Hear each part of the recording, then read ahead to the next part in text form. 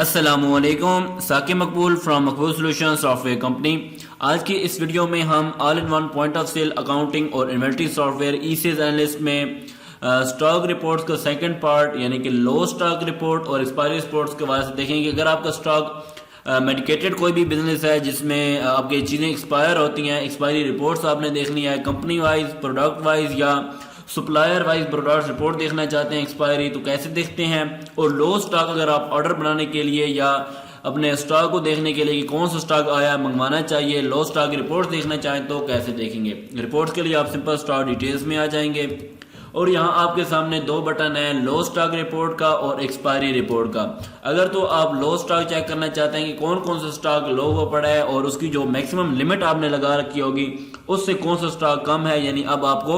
दोबारा वो इन्वेंट्री जो है रीऑर्डर करनी चाहिए, तो उसके लिए आप सिंपल लो स्टॉक के बटन पे क्लिक करेंगे। यहाँ अब आपके पास दो तीन क्राइटेरिया होते हैं। पहला है आपके पास प्रोडक्ट वाइज। अगर आप पूरे बिजनेस की इकट्ठी रिपोर्ट चाहते हैं तो आप प्रोडक्ट वाइज पे क्लिक करके जो ही रिपोर्ट के बटन पे क्लिक करेंगे तो आपके पास एक वर्सटाइल सी रिपोर्ट आ जाएगी जिसमें तमाम आइटम्स के नाम, उनकी कंपनीज किस लोकेशन पे अवेलेबल था ऑलरेडी और उनकी कितनी कितनी क्वांटिटी अब आपके पास फिजिकली पड़ी है और उनकी लिमिट आपने क्या लगा रखी है। लो स्टॉक में आपको वो लिमिट नजर आ रही होगी कि आपने ऑलरेडी उसकी क्या लिमिट सेट कर रखी है और अभी कितनी अवेलेबल है वो भी आपको यहाँ पे नजर आ रही है। इस रिपोर्ट को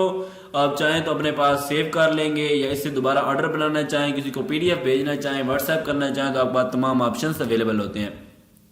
नेक्स्ट यहाँ पर स्टेप है आपके पास कंपनी वाइज का भी ऑप्शन है, यानी आप पूरे स्टॉक की नहीं बल्कि सिर्फ एक कंपनी का स्टॉक निकालना चाहते हैं तो यहाँ पर आप सिंपल अपनी कंपनी का नाम सर्च करेंगे। कंपनी का नाम लिखने के बाद आप सिंपल रिपोर्ट के बटन में क्लिक करेंगे तो उस सिर्फ कंपनी की आपको रिपोर्ट मिलेगी कि उस कंपनी में अगर कोई भी आइटम यहाँ पर ऊपर कंपनी का नेम आ रहा है और उस कंपनी के कौन कौन से आइटम्स रीऑर्डर करने हैं और उनकी क्या लिमिट लगा रखी है और आप फिजिकली कितना स्टॉक आपके पास अवेलेबल है, आप सिर्फ आपके पास वो निकल के आएगा। इसके बाद नेक्स्ट आपके पास सप्लायर का भी ऑप्शन होता है। आप चाहें तो यहाँ पे क्लिक करके सप्लायर वाइज भी रिपोर्ट निकाल सकते हैं और एक मुकम्मल सप्लायर की जितनी भी प्रोडक्ट सॉफ्टवेयर में असाइन की गई हैं उन तमाम की जो इन्वेंट्री रिपोर्ट है वो आपके पास आ जाएगी और सॉफ्टवेयर ऑटोमेटिकली समझ जाएगा कि आप उस सप्लायर से कौन कौन सी चीजें मंगवाते हैं और उनमें से कौन कौन सी चीजें अभी लो है और कितनी क्वांटिटी अवेलेबल है। उस हिसाब से आप अपने स्टॉक की इन्वेंट्री रिपोर्ट निकाल कर अपने जो भी मैनेजर हैं या जो स्टॉक इन्वेंट्री को मेंटेन कर रहे हैं उनको सेंड कर देंगे, व्हाट्सएप कर सकते हैं, आप उसे पीडीएफ कर सकते हैं। लो स्टॉक के हवाले से सॉफ्टवेयर में ऑटोमेटिकली अलर्ट्स का सिस्टम भी है, यानी जब आप अपने स्टॉक डिटेल्स में आते हैं तो जो आइटम्स लो कैटेगरी में होते हैं बगैर आप रिकॉर्ड निकाले भी उनको दे सकते हैं। सॉफ्टवेयर ऑटोमेटिकली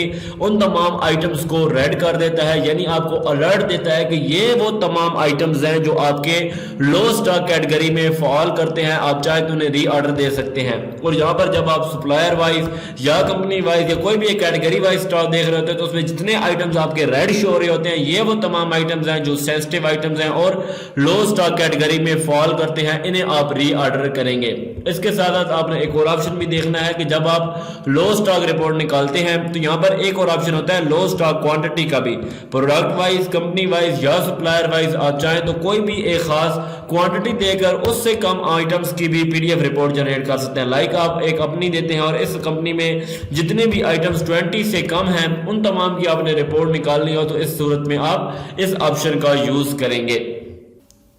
अब आपकी कोई भी फार्मेसी, वेटनरी स्टोर या कोई भी ऐसा बिजनेस है जिसमें प्रोडक्ट्स एक्सपायर होती हैं और उनकी एक्सपायरी रिपोर्ट्स आप लिखते हैं बैच वाइज, तो उसके लिए आप सिंपल एक्सपायरी रिपोर्ट वाले बटन पे क्लिक करेंगे और यहाँ आप नंबर ऑफ डेज की लिमिट भी लगा सकते हैं कि आपको जो भी रिपोर्ट चाहिए 180 डेज के अंदर चाहिए, या आप कहते हैं नहीं 180 नहीं बल्कि 4 मंथ यानी 4 3 12 120 दिनों की आपको रिपोर्ट चाहिए। यहाँ पे आपने याद रखें नंबर ऑफ डेज लिखना है, नंबर ऑफ मंथ्स या वो चीज नहीं लिखनी। सिंपली आप जो ही टाइप करते हैं तो आप यहाँ पे कोई भी ओपन क्राइटेरिया लगा सकते हैं। आपको 1 साल की रिपोर्ट चाहिए, 2 साल की रिपोर्ट चाहिए, 3 माह की, 1 माह की, 30 दिनों की, कोई भी रिपोर्ट चाहिए तो आप सिंपली नंबर ऑफ डेज लिख के जब रिपोर्ट निकालेंगे तो उस दिनों में अगर कोई भी ऐसा आइटम है जो या तो एक्सपायर हो चुका है या वो एक्सपायर होने वाला है, ऑटोमेटिकली आपके पास सॉफ्टवेयर कंप्लीट रिपोर्ट बनाकर दे देगा जिसमें उसकी बैच नंबर, लोकेशन, क्वांटिटी और एक्सपायरी डेट क्या मेंशन है और उसका स्टेटस अभी क्या आ रहा है वो भी यहाँ पर मेंशन होगा। बिल्कुल यहाँ पर हम 120 डेज लिखते हैं या ज्यादा लिखते हैं, फॉर एग्जांपल हम लिखते हैं 365 दिन यानी 1 साल की रिपोर्ट निकालना चाहते हैं मोस्टली ये निकाली जाती है आपकी 6 मंथ की एक्सपायरी, जो मेडिकेटेड बिजनेस होते हैं, मेडिसिन या फार्मेसी का बिजनेस है तो उसके लिए। और यहाँ पर कंप्लीट जो लेजर रिपोर्ट होगी आपके पास,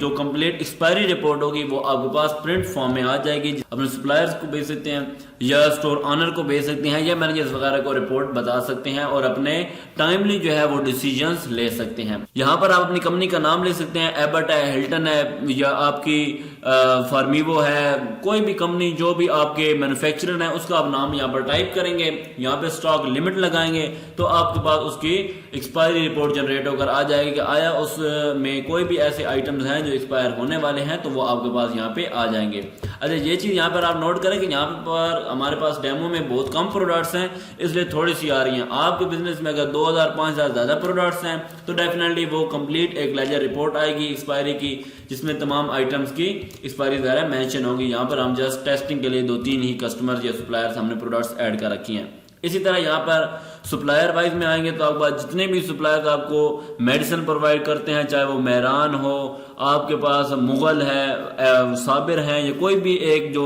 डिस्ट्रीब्यूटर है, या अगर आपको कोई नॉन मेडिसिन का बिजनेस है या वेटनरी का बिजनेस है जिसमें आपके पास सेलमोर है, ICI है, कोई भी सप्लायर का आप नाम यहाँ पर जस्ट टाइप करेंगे तो आपके पास यहाँ पे उनकी कंप्लीट जो एक्सपायरी रिपोर्ट है जनरेट होकर आ जाएगी। और अगर आपको 6 महीनों की चाहिए तो 6 3 18 180 दिन यहाँ पर लिखेंगे